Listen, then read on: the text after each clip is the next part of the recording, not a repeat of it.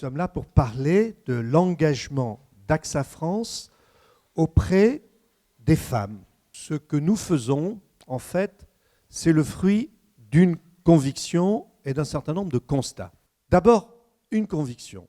Très clairement, nous considérons, et moi particulièrement, que les femmes ont des talents clés et que renforcer la présence des femmes, et notamment au niveau du top management, eh bien, c'est une source de performance.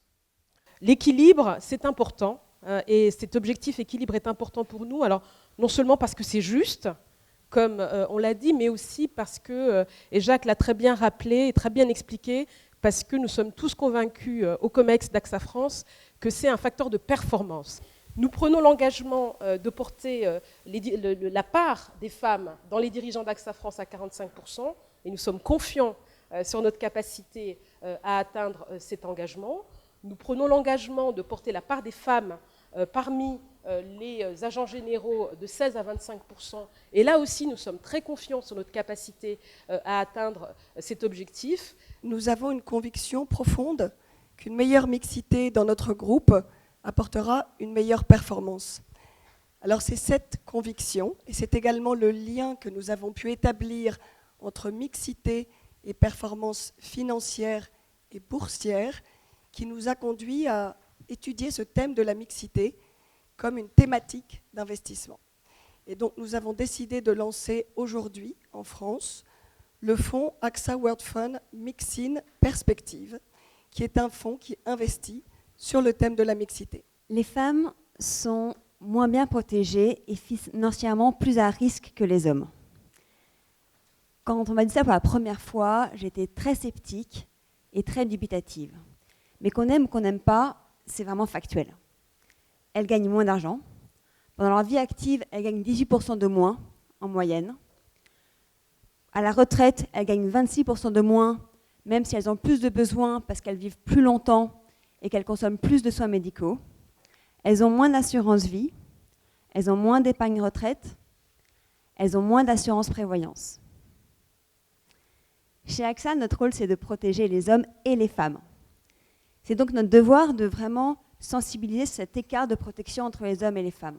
Tout d'abord, je voudrais remercier AXA pour le partenariat que l'on a fait ensemble entre AXA et Fondation Entreprendre pour la cité, pour les femmes dans la cité.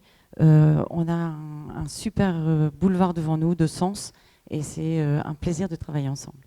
Les juristes de la protection juridique, très souvent, avaient en ligne pour leur dossier des femmes qui étaient victimes de violences. Et on a décidé de leur permettre de le faire, donc de dédier 8 juristes à mi-temps sur ces sujets qui tous les jours ont au téléphone des femmes qui nous sont envoyées par des associations. On travaille avec la Fondation de la Femme et avec 7 autres associations qui reçoivent ces femmes victimes de violences, qui nous les envoient ou qui donnent notre numéro de téléphone et on les conseille. On les conseille sur donc, des sujets juridiques, sur des sujets administratifs. On les aide aussi financièrement. Et puis, le dernier point important de cette campagne, qu'on a très à cœur, c'est la mise en avant de nos agents généraux. Il se trouve que là, en l'occurrence, c'est une agent générale, elle s'appelle Stéphanie.